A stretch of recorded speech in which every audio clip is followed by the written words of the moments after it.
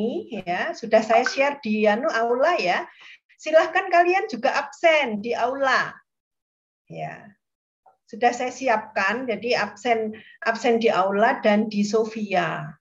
Nah, untuk yang pertemuan kemarin, karena kan saya nggak tahu kalau ternyata harus dibuat juga gitu ya. Jadi nanti ini saya buka ya untuk yang pertemuan kemarin, saya tuliskan nanti attendance-nya untuk hari ini. Jadi kalian nanti attendance-nya tolong absensinya 2 kali ya. Ini coba saya buat, saya setting untuk tanggal ini.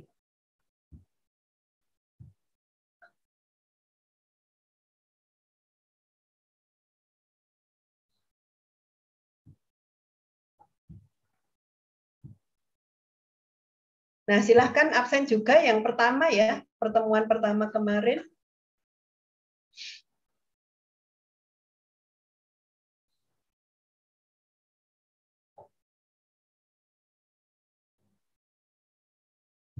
Oke, silahkan Mas.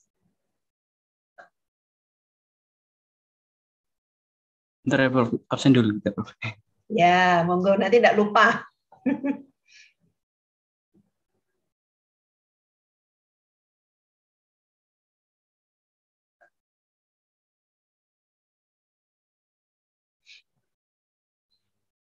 Baik, Prof, ini jelaskan ya. Oke, silahkan dijelaskan. Bagaimana alur pikirnya seperti apa? Baik. Assalamualaikum warahmatullahi wabarakatuh. Selamat pagi, Prof. Retna dan teman-teman sekalian. Ini saya bukan Prof. Retna. Maaf, Prof. Maaf, Prof. Maaf, Prof. Maaf.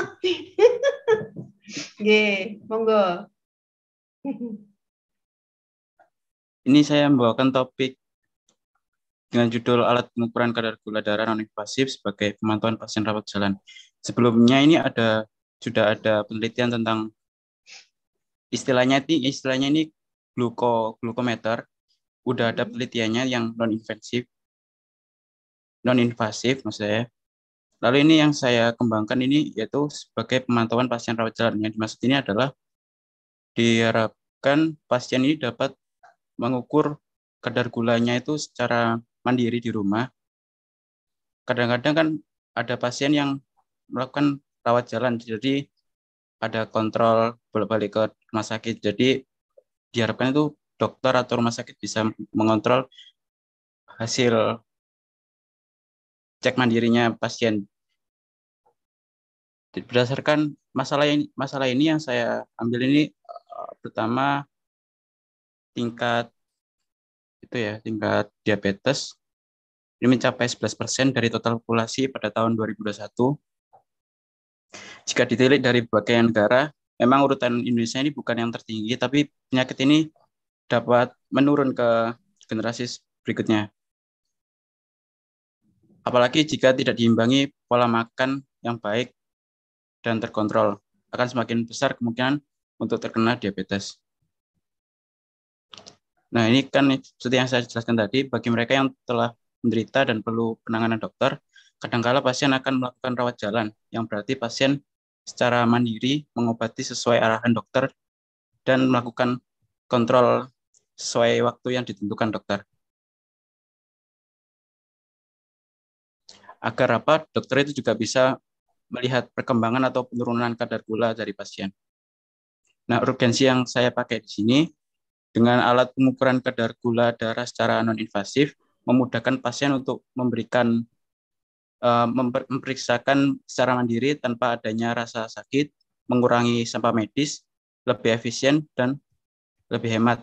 Kalau kita ketahui glukometer pada umumnya kan biasanya kan itu ada strip darah, strip yang sekali pakai terus buang, jarumnya pun sama, sekali pakai terus buang.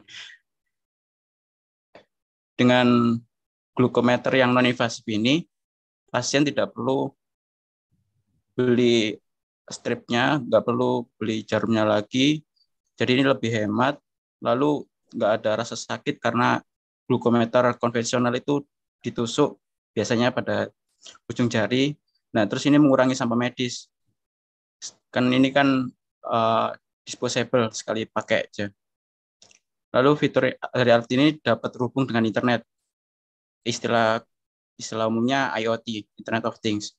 Diharapkan dokter atau rumah sakit memiliki daftar riwayat gula darah pasien untuk memudahkan pemantauan gula darah pasien jarak jauh. Nah, dasar teori kan sebelum seperti yang saya jelaskan pada topik ini sebelumnya udah dipakai, udah diteliti banyak, cuma perkembangannya dari IoT aja ini saya pakai. Jadi dasar teori yang saya pakai ini gula darah, penjelasan umum seperti terkandung berbagai zat, salah satunya glukosa, yang dikutip di Sugiyarti 2018. Lalu ini metode pemeriksaan kadar gula darah. Nah, untuk metode pemeriksaan gula darah pada umumnya maupun konvensional ataupun non-invasif juga perlu metode pemeriksaan darah yang sama, seperti ada dua. Yang pertama sewaktu, dan yang kedua puasa dan 2 jam. Yang sewaktu ini pemeriksaan gula darah dilakukan kapanpun tanpa memperhatikan yang dimakan terakhir ataupun kondisi pasien tersebut. Dikutip dari Depkes RI. Lalu yang kedua metode pemeriksaannya ada puasa dan 2 jam setelah makan. Ini pemeriksaan gula darah untuk puasa dilakukan 8-10 jam sudah makan. Begitu juga ada yang 2 jam setelah makan. Ini pada umumnya seperti itu pemeriksaannya. Lalu untuk alat yang digunakan untuk non-invasif itu metode pendeteksian kadar gula darah. Jurnal yang saya temukan itu ada 2, sebenarnya masih banyak seperti optik atau cahaya gitu. Nah, ini ada 2 yang saya temukan barusan.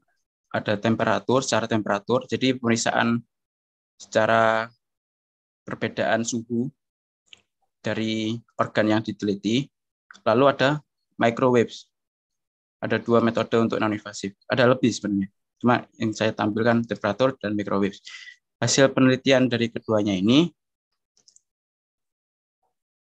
dari jurnal yang saya baca, itu memiliki nilai galat atau nilai error yang cukup rendah. Di sini tidak saya cantumkan, tapi cukup rendah. Seperti microwave juga, yang microwave ini sebelumnya sudah diteliti sama kakak tingkat teknik biomedis angkatan 2014 kalau tidak salah. Ini juga memakai non-invasif dengan cara microwave atau gelombang mikro. Nah, yang saya kembangkan di naskah ini yaitu platform IoT. Selain pasien dimudahkan, juga dokter dan rumah sakit dimudahkan dengan platform IoT. Memudahkan untuk memeriksa atau monitoring perkembangan dari pasien tersebut. Nah, untuk platform IoT pada umumnya sebenarnya modulnya banyak. Pada umumnya pakai Node MCU. Itu merupakan microcontroller yang sudah dilengkapi modul Wi-Fi untuk aplikasi monitoring atau controlling pada proyek IoT. Lalu hipotesis penalaran, sebelumnya mohon maaf, ini saya kurang paham, tapi saya untuk coba menjawab. Jadi hipotesis penalaran yang saya jawab ini adalah perangkat keras yang digunakan tersusun dari Arduino yang sudah diprogram untuk menerima nilai sensor, kemudian diolah untuk ditampilkan serta dikirim ke dokter atau rumah sakit melalui jalur internet. Jadi seperti itu, Prof. Oke. Baik, Mas Radito, saya akan menanggapi ya, Mas ya. Jadi permasalahan apa yang Anda sampaikan itu masih bias, Mas. Jadi sebenarnya di dalam riset ini Anda itu melakukan apa? Melakukan riset untuk mengembangkan sensor berbasis non-invasif atau mengembangkan IoT, gitu ya.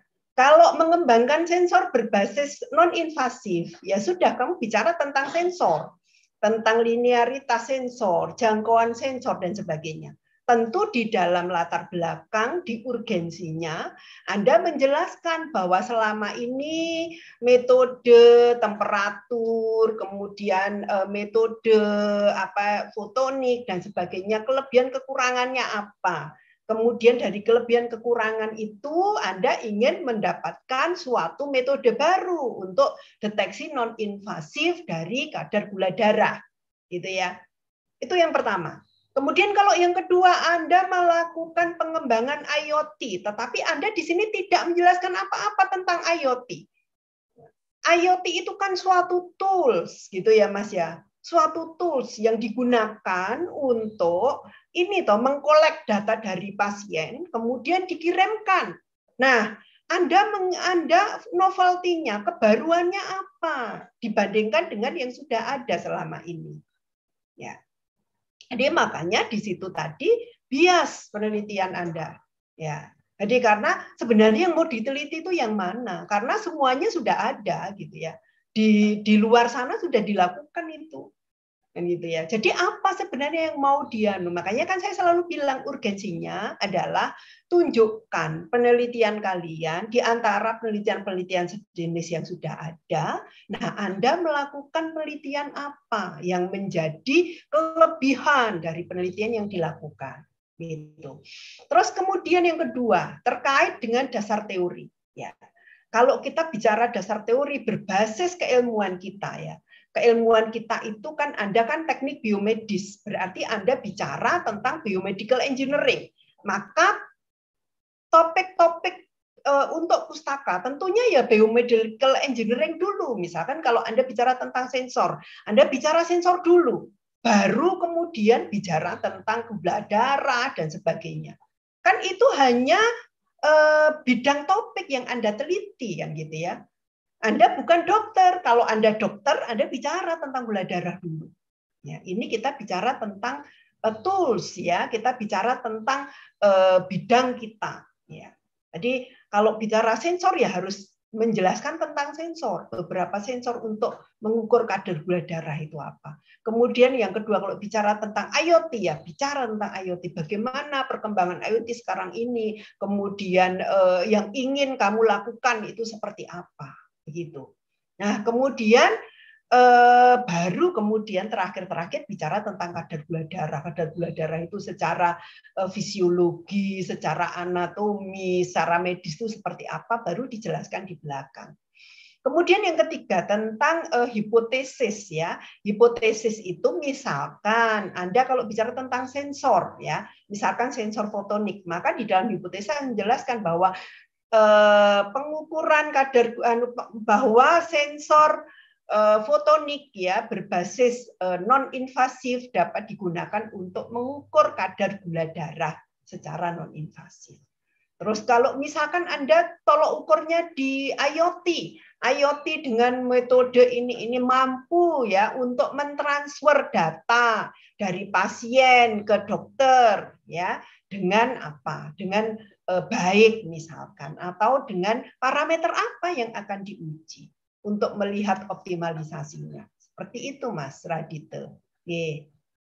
Jadi juga untuk yang lain ya, tolong difokuskan penelitiannya. Yang mana sebenarnya ingin diteliti itu harus mengerucut di dalam urgensi, begitu.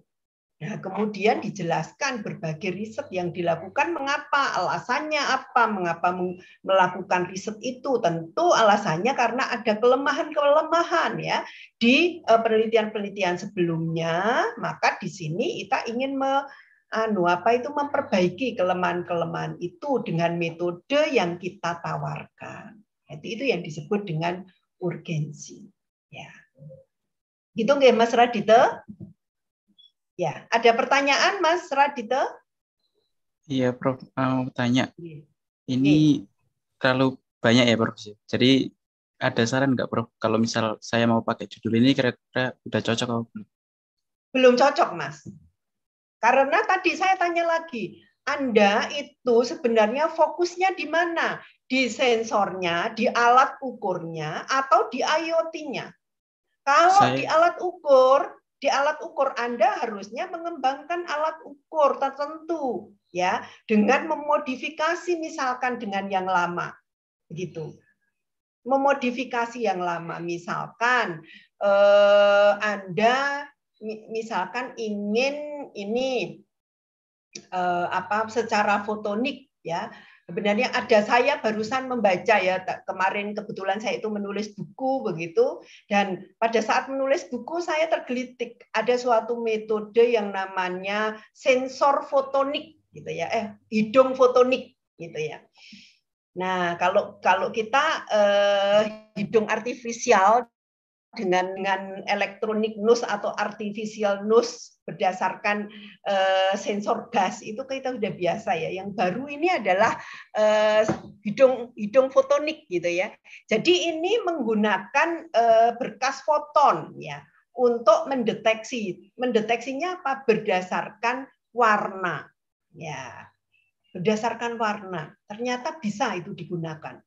Ya, jadi warna-warna itu menunjukkan, sebenarnya bisa menunjukkan keadaan sampelnya. Jadi yang saya tahu ada kolega yang meneliti ini ya tentang terkait dengan warna atau sensor fotonik ini.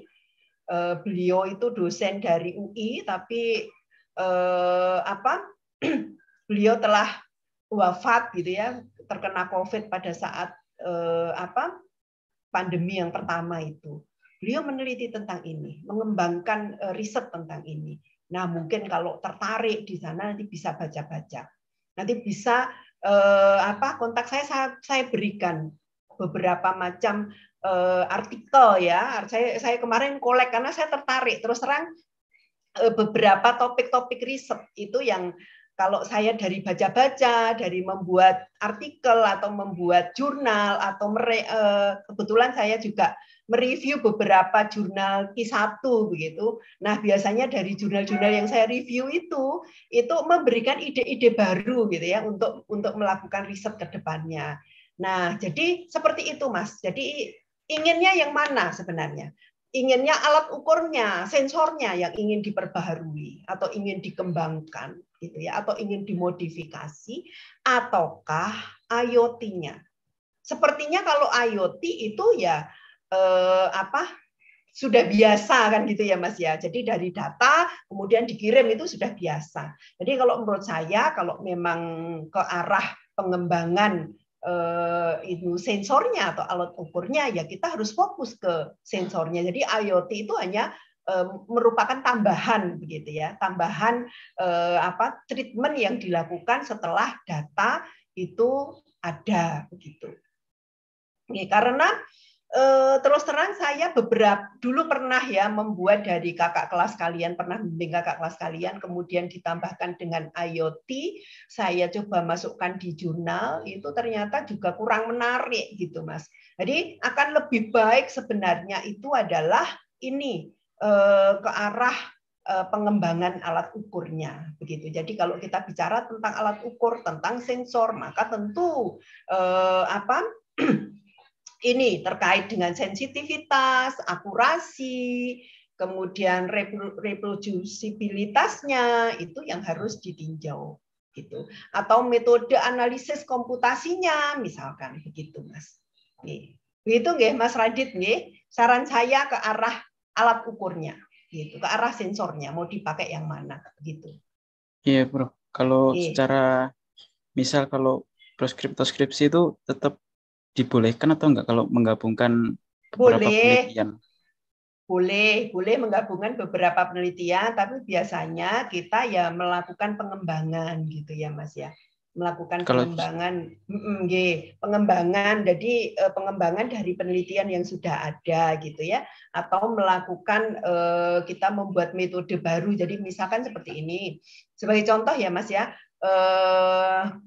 yang anak-anak penelitian mengenai larik sensor gas itu kan mereka mendapatkan data misalkan untuk deteksi ini ya penyakit gitu ya, deteksi penyakit periodontitis. Nah, mereka kan sudah mendapatkan data sinyal sensor gitu ya.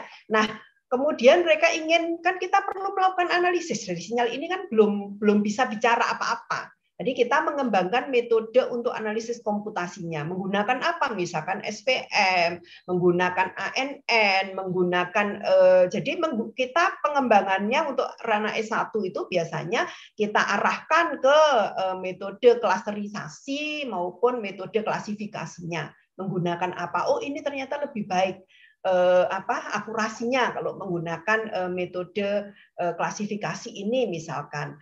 Kemudian kalau klasterisasi itu kan membedakan dari berbagai sampel gitu ya untuk mendapatkan nilai eigen ya untuk mereduksi data kalau datanya sangat banyak begitu. Nah, itu yang kira-kira yang terbaik yang seperti apa. Nah, biasanya begitu, Mas. Kalau saya terus terang, kalau saya dalam menilai itu mesti standarnya adalah hasil-hasil riset yang memang bisa dipublikasikan gitu. Jadi kelebihan atau novelty-nya berdasarkan apa yang menjadi parameter-parameter yang bisa dipublikasikan di jurnal-jurnal. Begitu, Mas Radite. Baik, Prof. Baik Mas Radite. Terima kasih. Mohon maaf, Prof. Tadi Terima kasih, Prof. Ya. Terima kasih, teman-teman. Izin saya Terima tutup. kasih. Wassalamualaikum warahmatullahi wabarakatuh. Waalaikumsalam. Monggo selanjutnya, Mbak. Kalau ini instrumen, yang satunya lagi siapa, Mbak? Anu material kah? Assalamualaikum, Prof. Waalaikumsalam. Izin screen ya. Ya, monggo.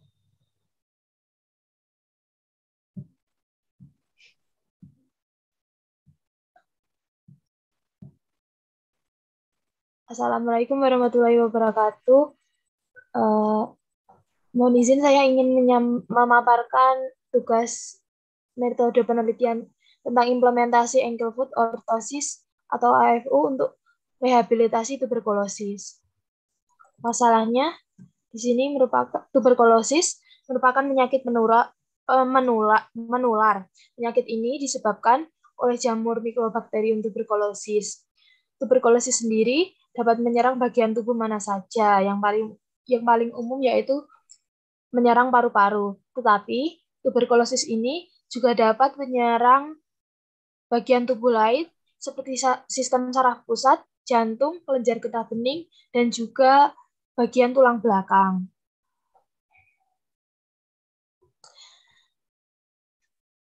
Tuberkulosis pada tulang belakang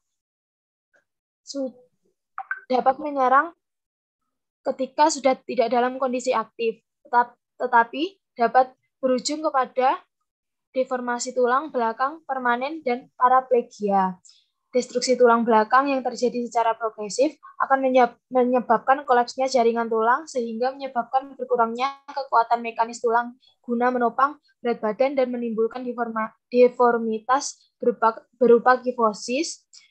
Prioritas penanganan dari tuberkulosis ini yang menyerang pada tulang belakang dititik beratkan kepada penghilangan infeksi dan peningkatan kesehatan penderita tuberkulosis tulang belakang secara umum. Kemudian dilanjutkan dengan menstabilkan tulang yang mengalami deformitas serta menghilangkan kelumpuhan. Setelah infeksi tuberkulosis ini ditangani, kemudian selanjutnya dilanjutkan dengan merehabilitasi paraplegia yang disebabkan oleh penyakit tuberkulosis yang menyerang pada tulang belakang. Salah satu prosedur rehabilitasi paraplegia yaitu dengan operasi penanaman implan berupa graft atau stabilizer untuk menangani deformitas tulang belakang ini. Urgensi pada masalah ini yaitu ankle foot orthosis yang merupakan instrumentasi medis dapat membantu proses rehabilitasi paraplegia pada penderita tuberkulosis tulang belakang sehingga gait pasien dapat mendekati keadaan normal. Penderita tuberkulosis tulang belakang ini pada umumnya mengalami deformitas tulang belakang berupa kifosis yang akan mengganggu keseimbangan sakital tubuh. Untuk menjamin kenyamanan pemakaian AFU ini, beberapa parameter yang perlu diperhatikan dalam desain AFU ini adalah kekakuan, bentuk geometris, serta jenis bahan yang akan digunakan. Akan tetapi, meskipun parameter-parameter tersebut telah ditentukan dengan sebaik mungkin, untuk AFO yang parameternya disesuaikan secara spesifik terhadap keadaan suatu pasien, kemungkinan AFO untuk patah menjadi 2 lebih banyak dibandingkan pada AFO yang nilai parameternya tetap. Metode FEM digunakan untuk memprediksi konsentrasi, tekanan, serta karakteristik mekanik yang dimiliki desain AFO itu sendiri. Kemudian dasar teorinya, tuberkulosis telah menjadi masalah global, terutama pada negara-negara yang pokok-pokoknya aja Mbak, pokok-pokoknya saja, pokok-pokok. Dasar teorinya itu pokok-pokok apa yang diteliti, yang dituliskan. Kayak tadi punya Mas Pradito tadi. Oh baik.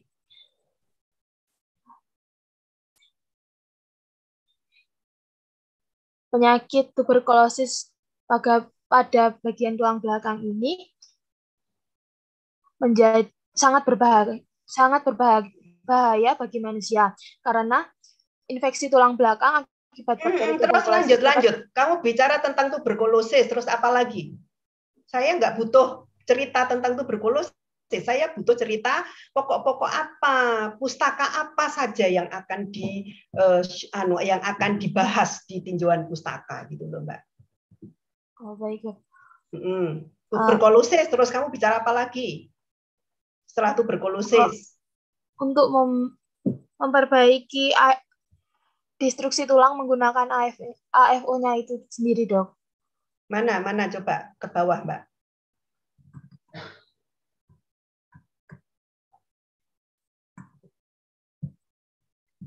Ankle foot orthosis atau AFO. Terus apa lagi? Terus apa lagi?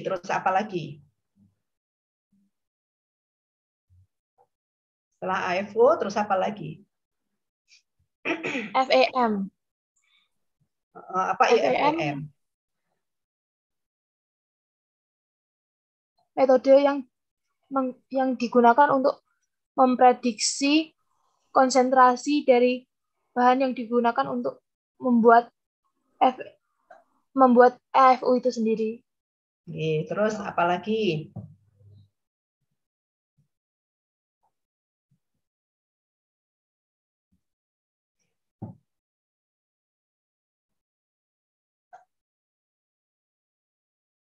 Terus apa lagi, Mbak?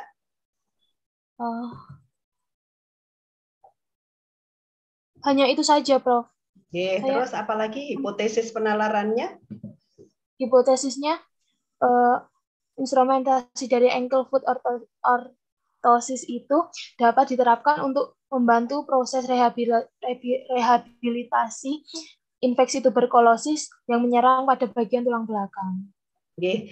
Sekarang gini, pertanyaan saya, ya, tuberkulosis atau TBC, ya, itu adalah salah satu infeksi mikroba yang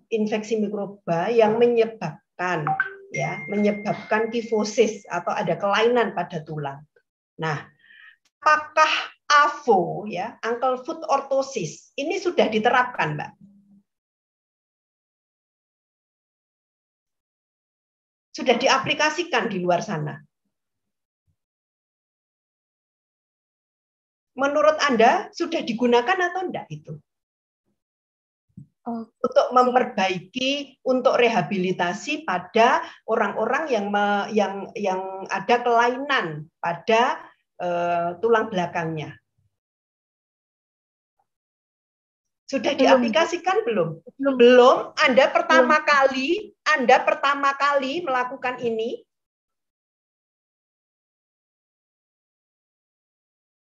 Anda pertama kali melakukan ini.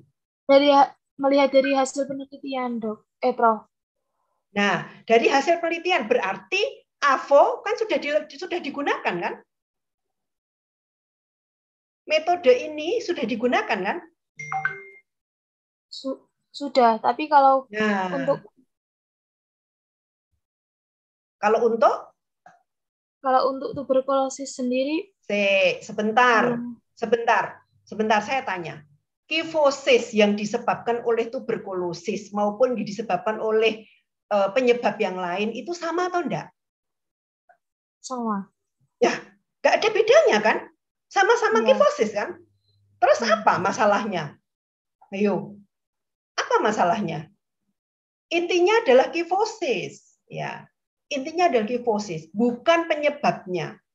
Jadi, kalau menurut saya ya di dalam topikmu ini, ya, intinya adalah rehabilitasi pada pasien kifosis, apapun penyebabnya. Ya. Baik itu oleh infeksi tuberkulosis maupun oleh hal yang lainnya. Karena apa? Karena penata laksanaan penanganan tuberkulosis Anda tidak melakukan. Kan gitu ya. Jadi Anda hanya mendapatkan kifosis saja. Jadi tentu di sini tidak benar ya, tidak benar di hipotesisnya bahwa AVO dapat menyebabkan rehabilitasi pada ini nggak benar karena itu sudah pernah dilakukan orang. Ya. Kecuali misalkan di dalam Anda menggunakan AVO ini misalkan dengan parameter-parameter. Nah, mestinya dijelaskan parameter-parameter pada AVO itu yang dapat mengkoreksi kifosis dan memberikan penyembuhan itu apa saja. Anda sebutkan, misalkan ada A, B, C, D. Nah, Anda meneliti pada parameter A, misalkan. Oh, dengan parameter ini loh, nanti ini dapat memberikan efek optimal untuk penyembuhan kifosis. Itu Mbak Pramudia, ya. Jadi sebenarnya intinya bukan di tuberkulosis, intinya adalah di kifosis. Karena Anda itu kan melakukan rehabilitasi medis kan gitu. Bukan di anunya, bukan di tuberkulosisnya. Tuberkulosis hanyalah penyebab ya Mbak ya, penyebab terjadinya kifosis. Dan Anda tidak mengutek-ngutek itu loh. Yang Anda utek-utek adalah begitu sudah kifosis, Anda punya instrumen yang saya gunakan untuk tadi mengkoreksi atau menyembuhkan kifosis tadi.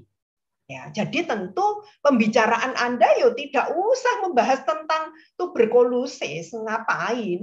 Wong itu bukan ranahnya kan gitu ya. Bicara aja tentang kifosis. Kifosis itu disebabkan karena apa saja? Salah satunya adalah tuberkulosis. Nah, kemudian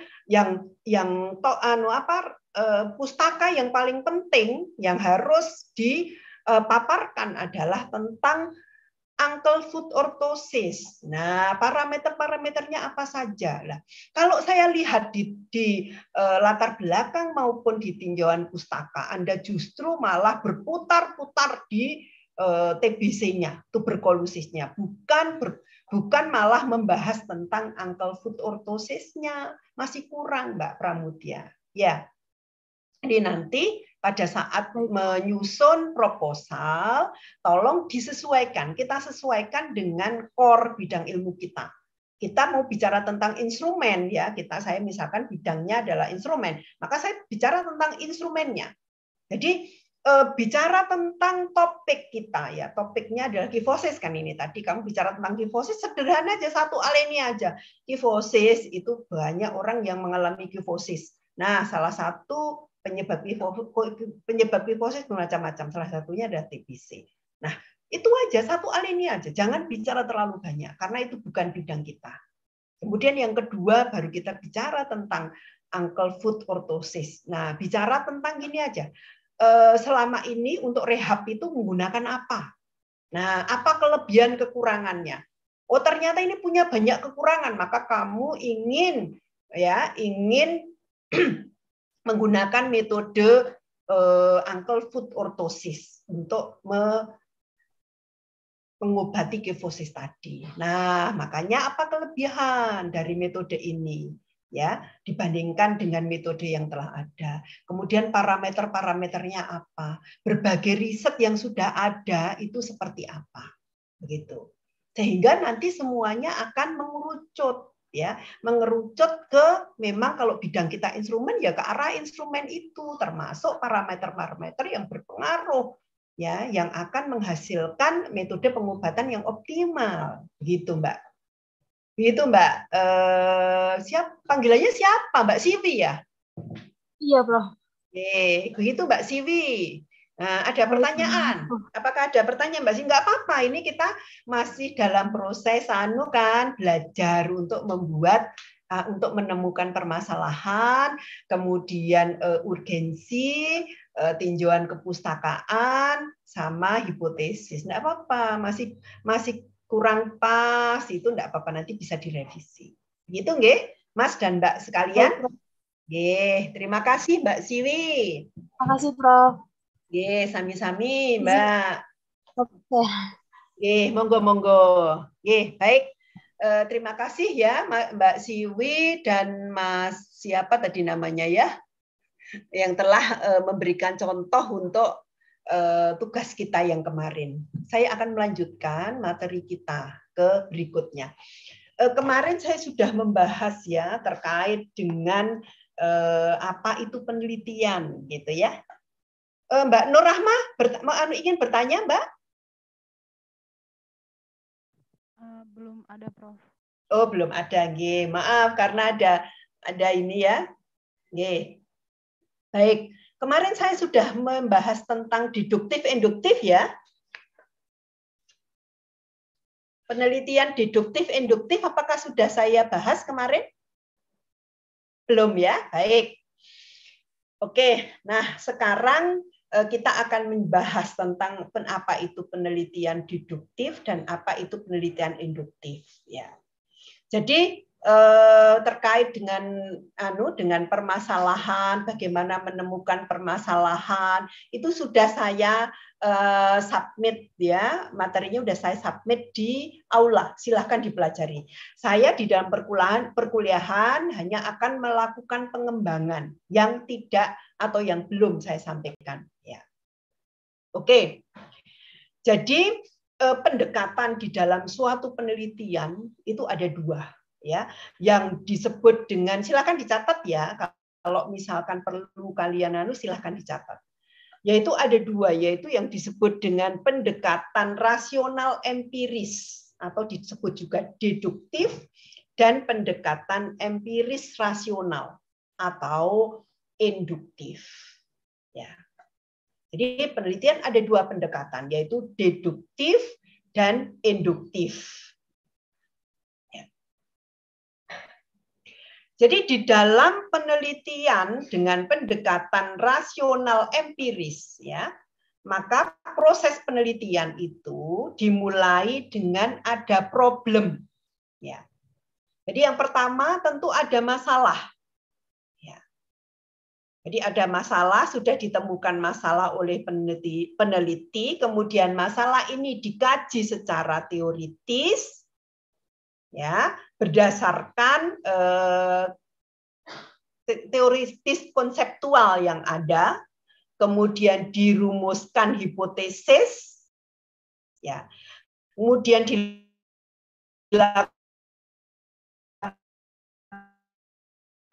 pengumpulan data untuk hipotesis. Nah, selanjutnya diambil kesimpulan. Jadi urutannya apa? Tadi yang pertama ada masalah, ya. Kemudian yang kedua setelah ada masalah, kita melakukan kajian teoritis. Setelah kajian teoritis kita menyampaikan hipotesis. Dari hipotesis itu kita melakukan pengumpulan data, ya, untuk menguji hipotesis tersebut. Baru kemudian kita menarik kesimpulan. Itu yang disebut pendekatan deduktif. Nah, sekarang pertanyaannya, apa kelebihan dan kekurangan dari pendekatan rasional empiris ini? Monggo, siapa yang bisa menjawab? Apa kelebihan dan kekurangannya?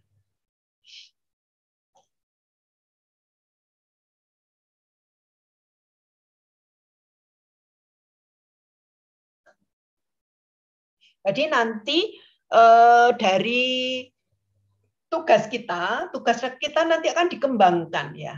Dari berbagai topik yang sudah kita bahas, kita akan kembangkan. Jadi kalian sudah punya satu-satu masing-masing.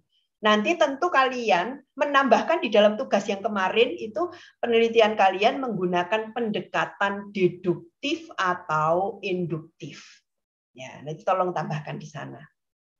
Jadi kita bahas mengenai pendekatan penelitian, kalian tambahkan di dalam tugas ya, sampai nanti terakhir kalian sudah mendapatkan proposal. Ya. Kemudian nanti kita bicara tentang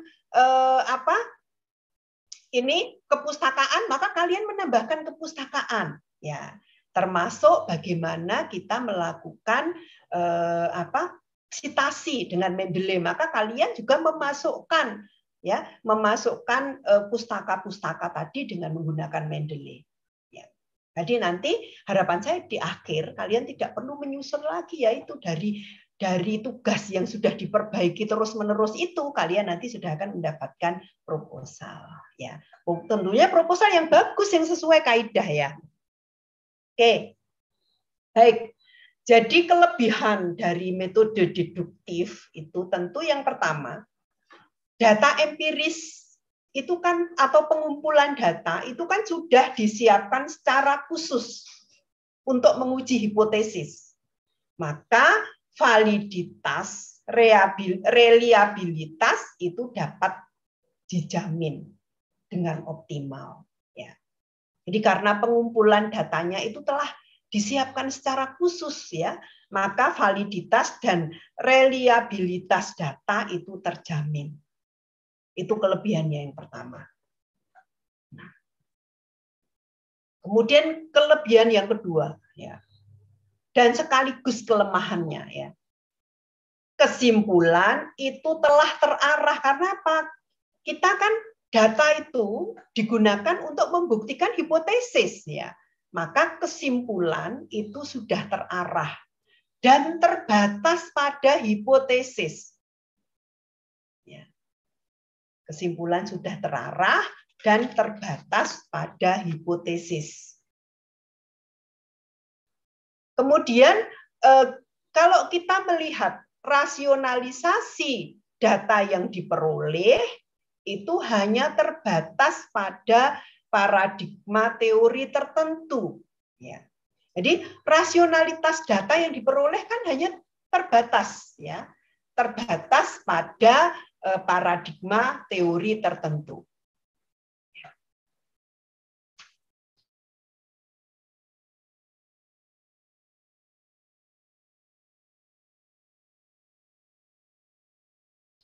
Halo? Maaf, sempat terputus ya saya ya? Sempat terputus ya? Oke. Baik, saya mohon izin untuk stop video dulu ya, karena supaya selama menjelaskan saya lebih ya, karena sinyalnya kurang bagus. Oke. Baik, jadi kelebihan yang ketiga adalah rasionalisasi data yang diperoleh, ya, yang diperoleh terbatas pada paradigma teori tertentu. Jadi temuan yang diperoleh itu sebatas verifikasi dari teori tersebut. Jadi temuan yang diperoleh itu sebatas verifikasi dari hipotesis yang disampaikan. Itu yang pertama, ya, pendekatan deduktif. Yang kedua adalah pendekatan induktif. Pada pendekatan induktif atau empiris rasional, penelitian itu dimulai, ya, dengan pengumpulan data empiris. Ya. Jadi pertama itu langsung dikumpulkan data. Ya. Kemudian berdasarkan data yang terkumpul, maka dilakukan rasionalisasi atau teoritisasi. Ya.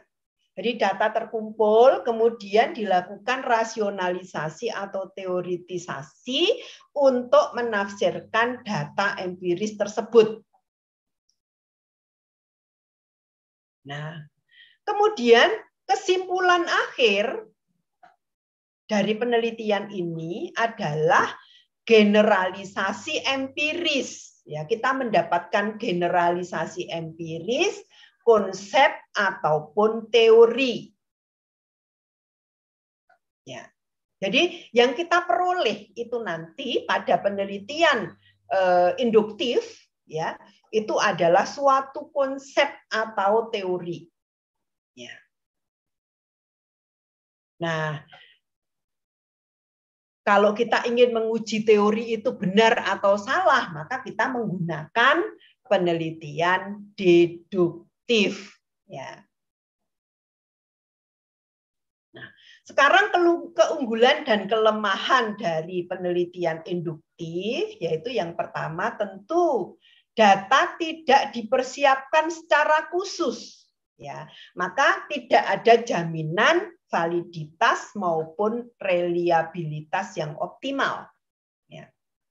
Jadi apa yang menjadi kelebihan dari penelitian deduktif itu menjadi kelemahan dari penelitian induktif. Kemudian yang kedua, ya, tidak terarah pada satu kesimpulan tertentu. Jadi dapat melebar. Kalau pada deduktif kan hanya terarah pada satu kesimpulan tertentu. Pada induktif ini tidak terarah pada satu kesimpulan tertentu tetapi dapat melebar. Nah, kemudian yang ketiga, rasionalisasi atas data empiris itu lebih mendalam, ya. Jadi rasionalisasinya lebih mendalam karena tidak terbatasi pada paradigma teori tertentu. Jadi bukan untuk verifikasi, tetapi untuk menemukan konsep atau teori baru. Ya, itu bedanya. Jadi kalau pada deduktif itu kita verifikasi teori. Benar atau enggak sih teorinya? Kita buktikan secara laboratorium. Maka pada penelitian induktif kita menemukan suatu teori baru berdasarkan penelitian yang kita lakukan. Oke, sampai sekian ada pertanyaan. Pendekatan deduktif dan induktif. Monggo. Izin bertanya, Prof. Silakan, Mas Bagus. Jadi kan ini ada dua metode penelitian ya, deduktif dan induktif pendekatan. Apa memungkinkan untuk keduanya digabung sehingga tadi yang induktif itu untuk menemukan konsep atau teori baru, sedangkan yang deduktif itu untuk verifikasi hipotesis yang telah dirumuskan gitu. Jadi digabungkan gitu bisa nggak, Prof? Kira. Ya, jadi pada kenyataannya memang di dalam suatu penelitian pendekatan itu tadi tidak berdiri sendiri-sendiri. Ya. Jadi kalau selama ini penelitian yang kita lakukan ya mesti penelitiannya adalah deduktif induktif ya. Karena karena deduktif induktif itu kita mendapatkan masalah dulu, kemudian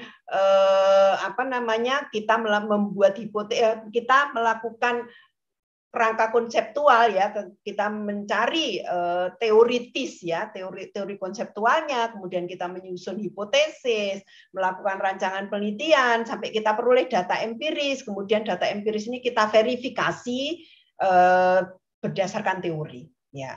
Itu kan deduktif. Nah, selama ini kita memang tidak hanya berhenti di satu aja, tetapi kita biasanya dua-duanya. Jadi contohnya misalkan kita mendapatkan data empiris, kemudian kita melakukan rasionalisasi ya, membuat teori baru. Nah, kan tidak berhenti pada teori baru, gitu ya. Tidak berhenti pada teori baru, tetapi teori baru ini perlu diuji lagi. Diujinya dengan apa ya? Dengan penelitian deduktif. Jadi begitu, Mas. Jadi pada kenyataannya memang terjadi harmoni ya, digunakan secara simultan, saling mengisi sesuai kebutuhan. Begitu, Mas Bagus. Ya. Oke, jelas nggih? Jelas, Prof. Makasih infonya. Sami-sami. Monggo, mungkin ada pertanyaan lagi?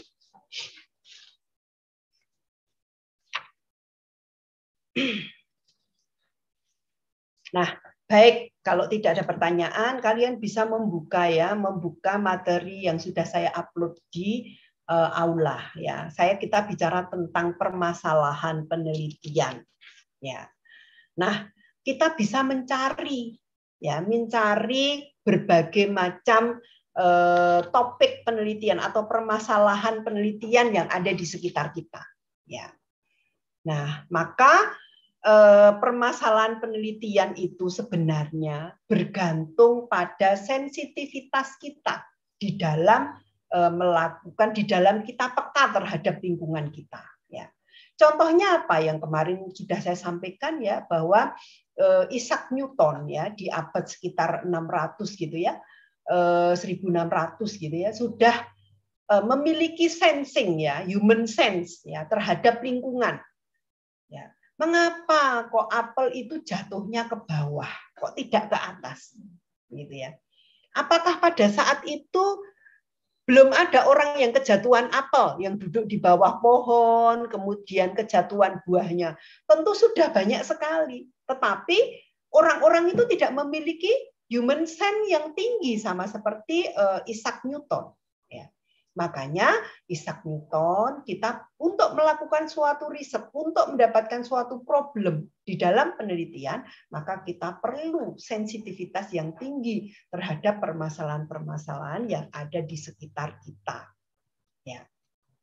Nah, maka tentunya untuk melokalisir suatu permasalahan penelitian, kita perlu melakukan berbagai macam cara. Ya. Jadi cara yang pertama, kita sudah menemukan masalah nih, ya. Misalkan tadi kalian sudah menyampaikan, oh permasalahan saya adalah tentang kifosis, ya, kelainan pada tulang. Nah, maka tentu yang pertama kita lakukan adalah melakukan eksplorasi literatur pada aspek kifosis. Ya, itu yang pertama. Lakukan eksplorasi pada aspek kifosis. Sesuai bidang keilmuan kita. Keilmuannya apa? Kalau keilmuannya biomedical engineering, ya maka biomedical engineering kan ada dua, instrumentasi medis atau biomaterial. Ya, kalau instrumentasi medis berarti kita bicara tentang peralatan medis yang dapat menyembuhkan kifosis, kan gitu ya. Nah, jadi pertama tentu bidang keilmuan kita, instrumen apa? Nah, tadi sudah disebutkan instrumennya. Kemudian teori-teori terkait dengan instrumen itu. Ya. Kemudian juga pelajari perkembangannya saat ini. Ya. Jadi instrumen yang tadi digunakan, ya, yang ingin tadi dilihat itu, bagaimana perkembangannya saat ini. Ya. Terus apa kelemahannya? Jadi selama ini kalau kifosis itu diobati dengan menggunakan apa sih? Kemudian apa kelemahannya? Kalau kita menggunakan instrumen yang tadi ditunjukkan AVO itu ya, apa kelemahannya? Ya. Nah, kemudian kesenjangannya dari penelitian-penelitian yang sudah dilakukan orang apa? Inkonsistensinya apa? Ya. Jadi dari sini kita akan mendapatkan permasalahan yang dapat kita teliti lebih lanjut. Ya. Nah, dari sini kita bisa mendapatkan permasalahan yang bisa kita teliti, yang menjadi topik penelitian kita.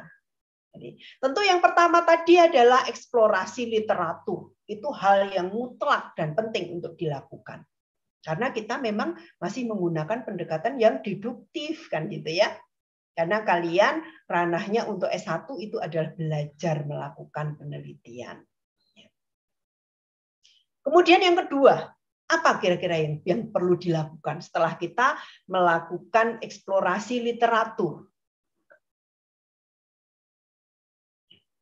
Yang kedua adalah kita bisa menghadiri ya permasalahan-permasalahan penelitian yang sudah kita dapatkan tadi dari berbagai seminar, ya, kemudian pertemuan ilmiah profesi, ya, kemudian kuliah tamu, kemudian kita juga bisa datang atau mengunjungi ke pusat-pusat penelitian yang terkait dengan permasalahan penelitian kita.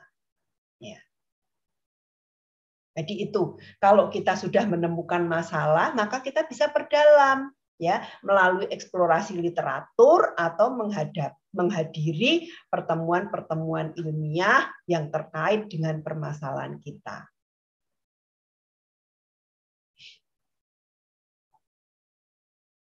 Ya.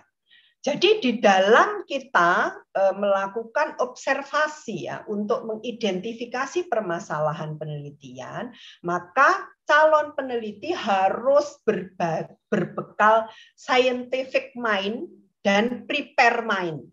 Apa itu scientific mind dan prepare mind? Scientific mind itu berpandangan yang objektif.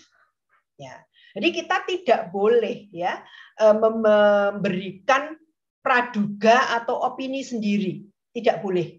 Jadi praduga atau opini harus didukung oleh literatur, ya, oleh konseptual teoritis. Ya.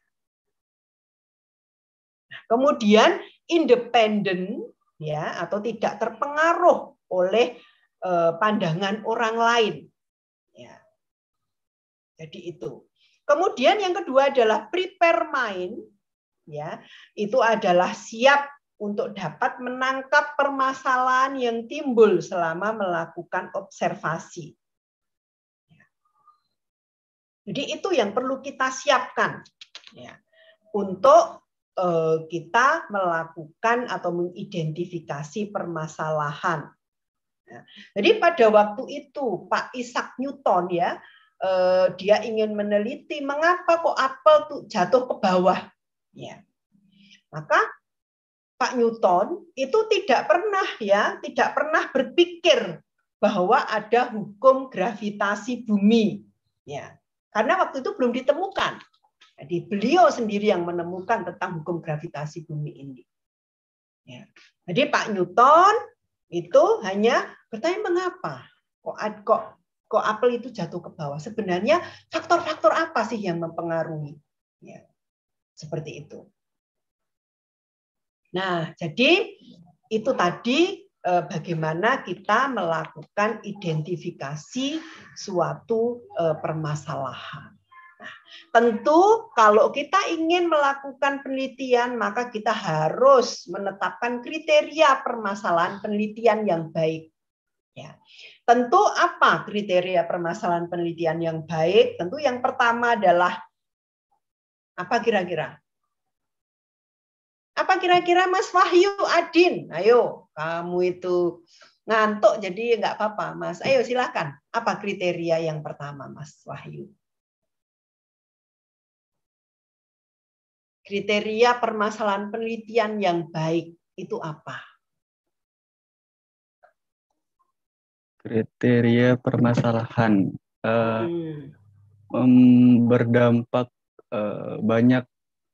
berdampak besar oleh banyak orang, Prof. Oh, hebat kamu, berdampak besar pada banyak orang. Ya, tentu yang pertama adalah memiliki kontribusi teoritis dan praktis, ya, pada bidang profesi, bidang keilmuannya. Ya, tidak usah melebar-lebar kayak tadi, ya, kita bicara tentang kifosis, tidak perlu kita bicara mengenai TBC dan sebagainya, itu bukan bidang ilmu kita. Ya. Maka tentu yang pertama kriterianya adalah memiliki kontribusi teoritis ya, secara teori, ya, dan praktis yang nanti bisa dimanfaatkan oleh orang banyak seperti yang tadi Mas Wahyu sampaikan. Sesuai dengan bidang keilmuan kita. Ya. Itu yang pertama. Kemudian yang kedua, apa kira-kira Mas Made? Mungkin memungkinkan untuk dikumpulkan atau dilakukan gitu, Prof. Oke, betul. Layak untuk dilaksanakan, ya.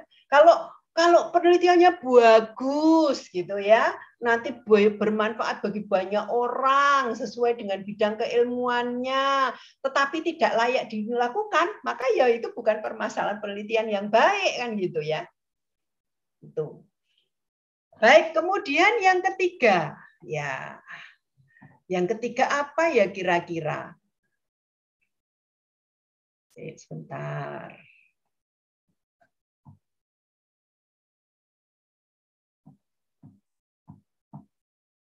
Mbak Zafarina.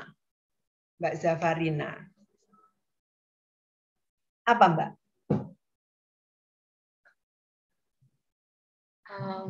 Mungkin bisa sesuatu yang baru dan sebelumnya belum ada, atau mungkin memperbaharui.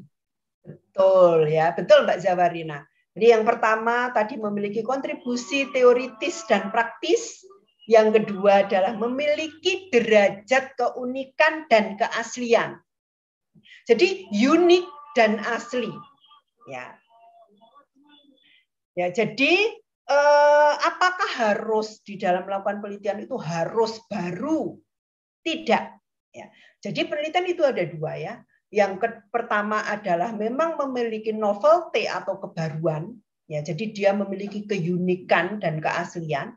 Yang kedua adalah penelitian yang bertujuan untuk memvalidasi.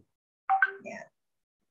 Jadi ada dua ya, yang memiliki kebaruan dan yang kedua adalah validated. Ya, dia memvalidasi hasil penelitian yang sudah ada. Ya.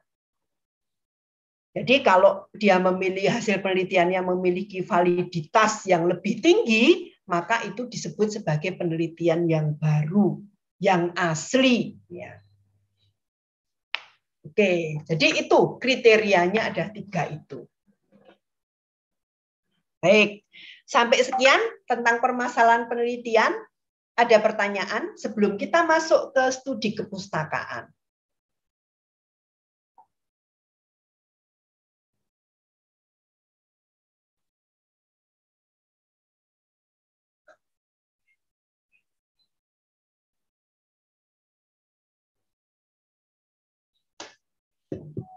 Oke, tidak ada pertanyaan ya. Baik, kita lanjutkan. Nah, sekarang studi kepustakaan.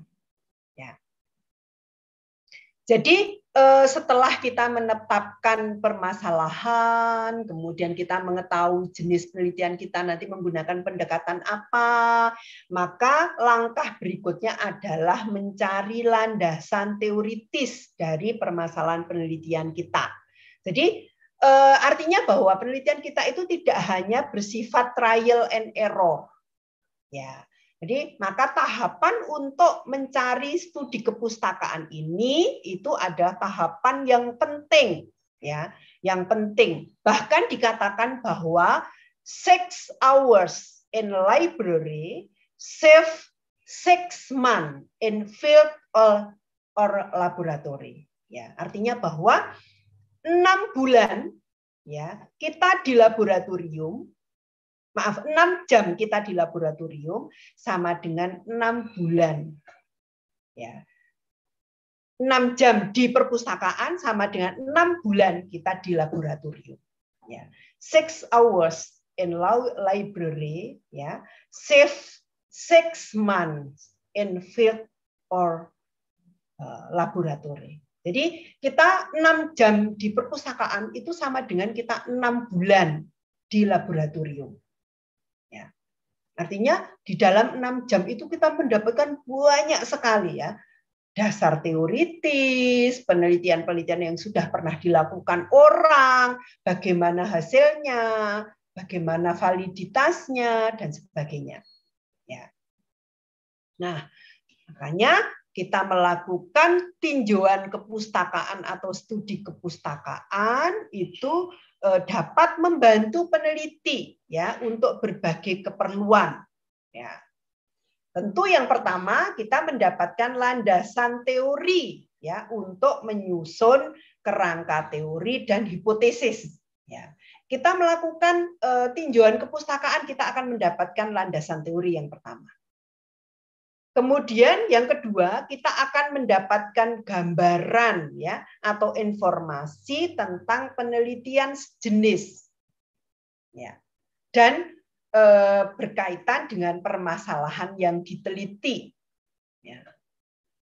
Jadi yang pertama, mendapatkan landasan teori, yang kedua, mendapatkan gambaran atau informasi tentang penelitian sejenis. Ya.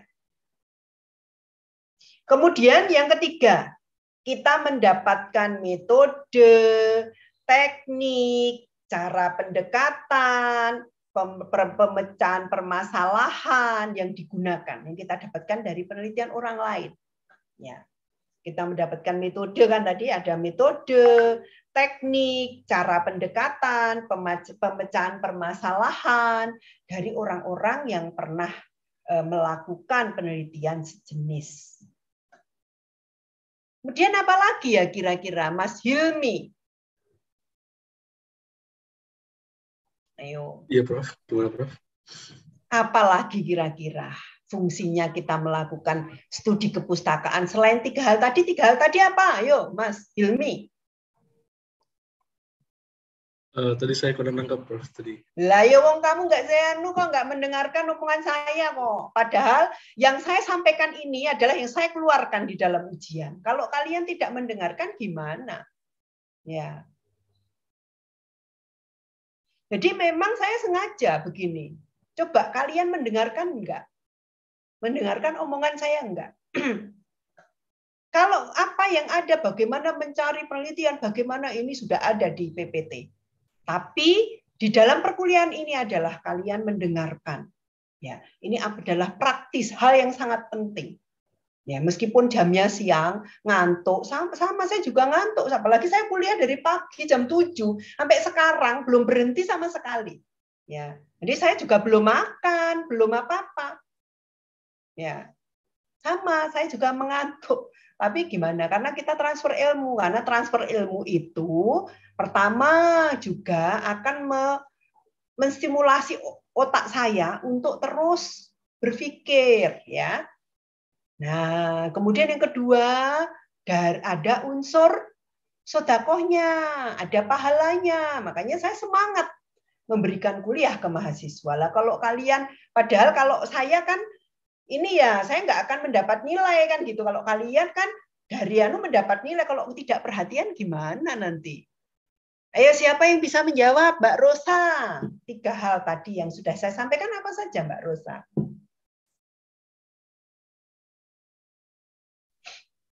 Intinya yang saya tangkap tadi itu untuk fungsinya kita tahu literatur, belajar studi literatur itu untuk mengetahui penelitian kami itu arahnya kemana gitu, Prof.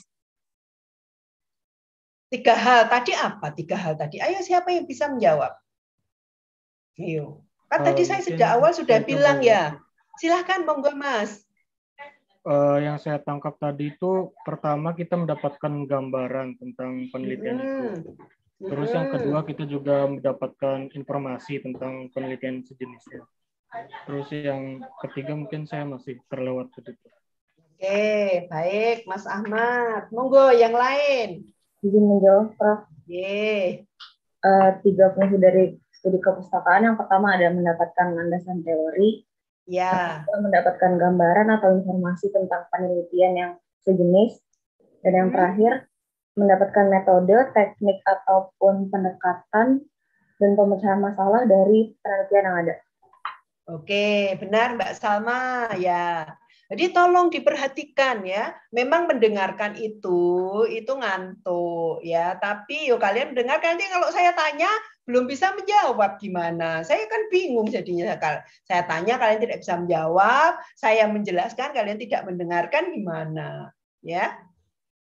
Jadi kan ini untuk keperluan kalian sendiri. Jadi sebenarnya rugi loh kalau tidak mendengarkan. Pertama itu kalian akan mendapatkan tambahan ilmu yang nanti digunakan untuk kalian menyusun proposal maupun tes skripsi. Yang kedua, kalian itu kan akan mendapat nilai. Kalau 2 hal ini tidak dilakukan kan rugi kalian ya. Oke. Jadi itu 3 hal. Kira-kira yang keempat apa? Ayo. Mas Ahmad Fauzi. Nggih, Bro. Apa ya Mas ya?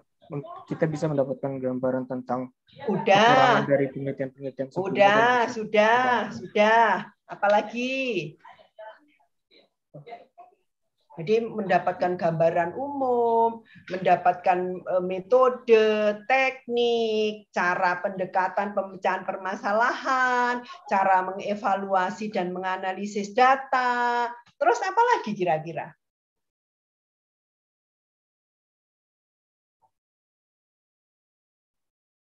Jadi tolong di dalam perkuliahan ini kalian bisa lebih sensitif ya, kita terapkan ke diri kita sendiri. Kalau saya misalkan melakukan tinjauan kepustakaan ini apa ya? Karena kalian sudah dekat-dekat kan mengerjakan skripsi.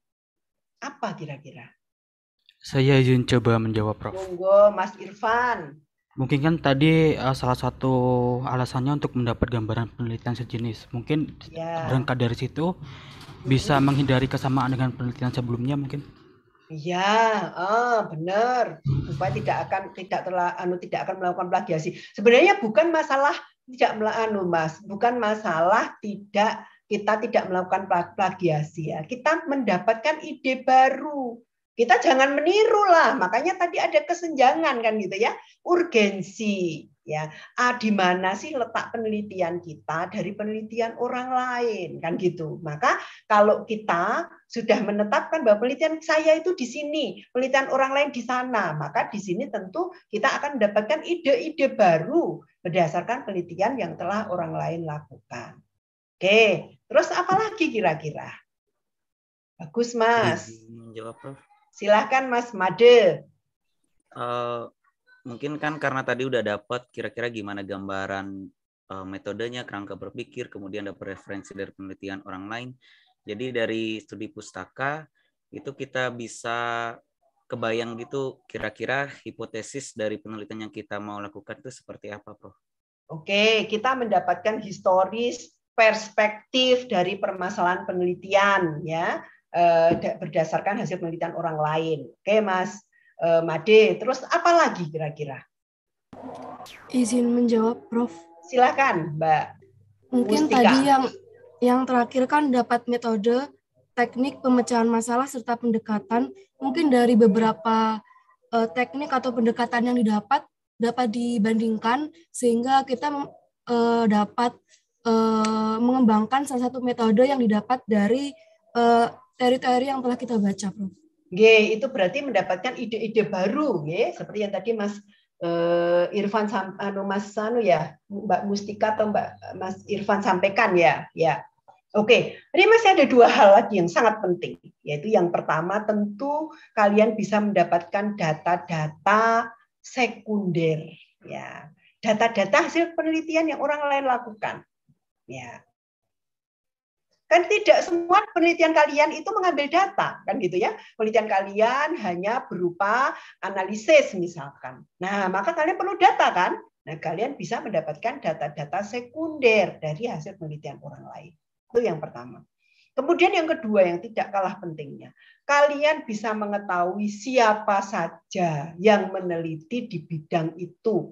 Jadi kalau nanti kalian menjadi seorang peneliti, seorang researcher, maka kalian tahu komunitas kalian itu di mana sih? Orang-orang siapa saja sih yang bekerja di bidang itu?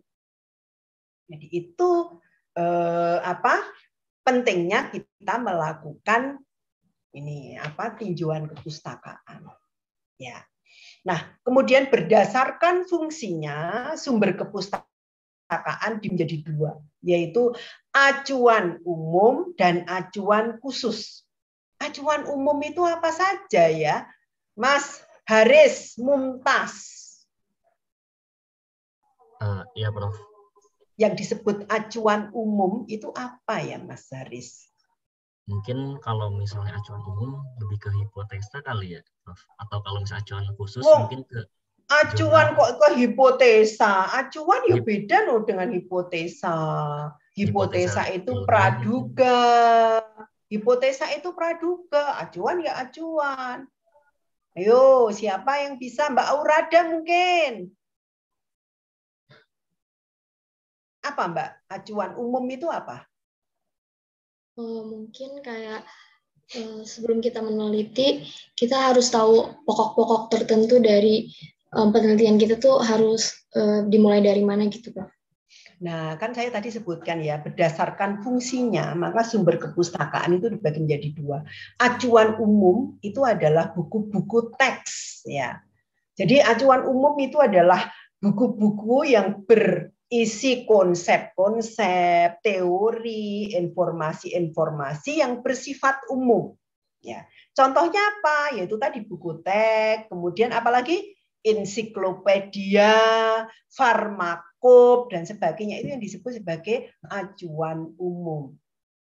Sedangkan acuan khusus itu berisi hasil-hasil penelitian, ya, yang berkaitan dengan permasalahan penelitian yang kita teliti.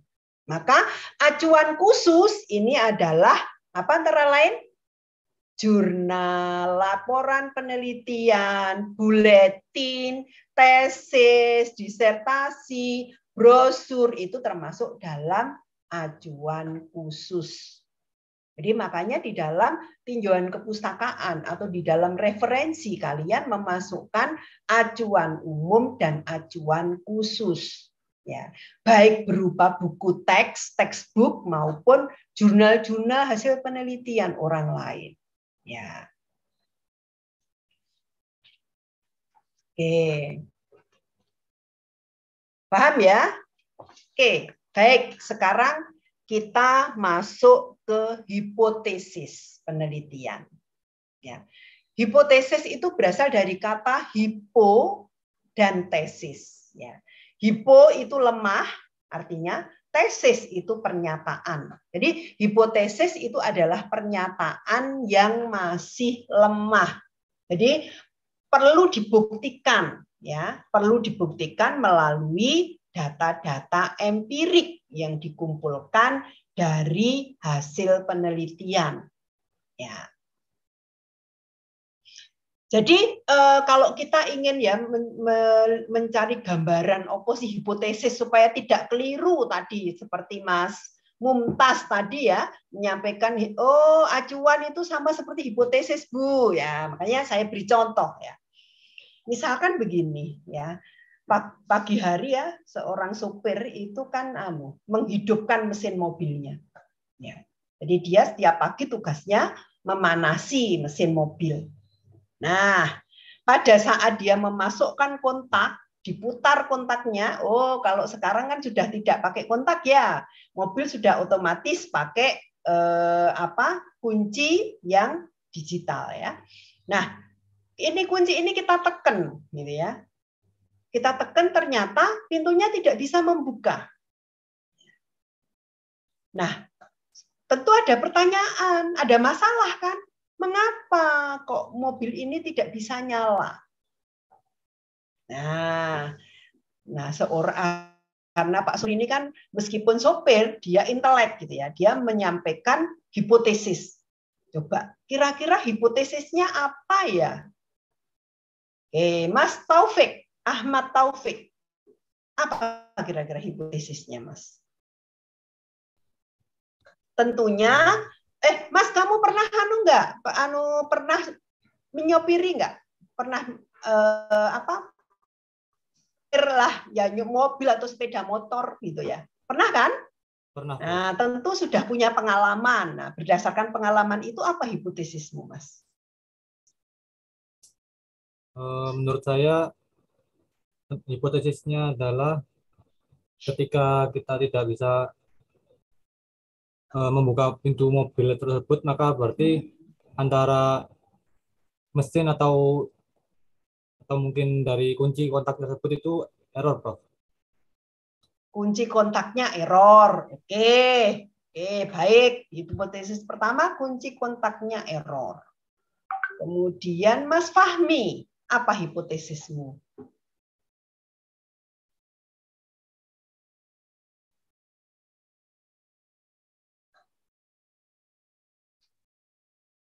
Ye.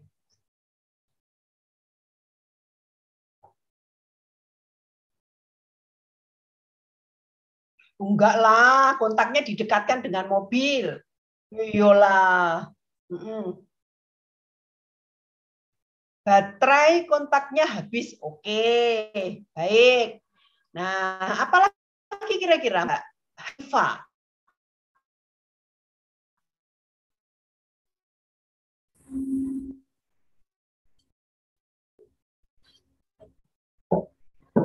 Mbak Hanifa Anafi, apa lagi kira-kira hipotesis?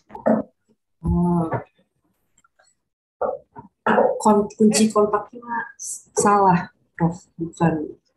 Ya ora lah, wong mobilnya mung siji kok kunci kontaknya salah, pakai kunci apa?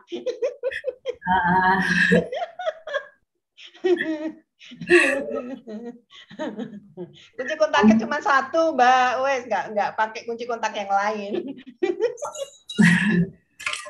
Apa ya? Kamu pernah naik sepeda motor atau mobil belum? Sudah. Nah, wes kalau sudah kan berarti punya pengalaman. Nah, apa kira-kira? Sensor dari mobilnya, Prof. atau dari remote-nya itu sendiri Lo ada kan yang sudah tadi temennya mati, nggak habis anunya baterainya, kan sudah. iya sensornya Prof, bukan baterainya.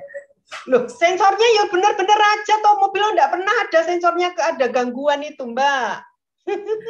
Nggak ada, sensornya masih baik-baik saja. Yang bermasalah sering habis itu adalah baterai, kan gitu. Oh, ini mobilnya masih baru setahun. Jadi tidak ada masalah dengan sensor, Mbak. Apa kira-kira?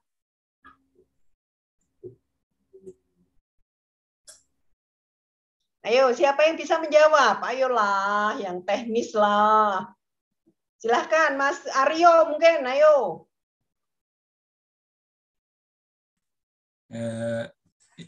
Mungkin pendapat saya, Prof. Mungkin kelistrikan di mobilnya itu ada yang bermasalah, entah kabelnya mungkin putus atau gimana gitu, Prof. Kelistrikan di mobil, oke. Terus apa lagi, Mas? Nek saiki mobilku ora mobil otomatis gitu ya, mobilku manual gitu ya. Gimana? Apa penyebabnya, wes?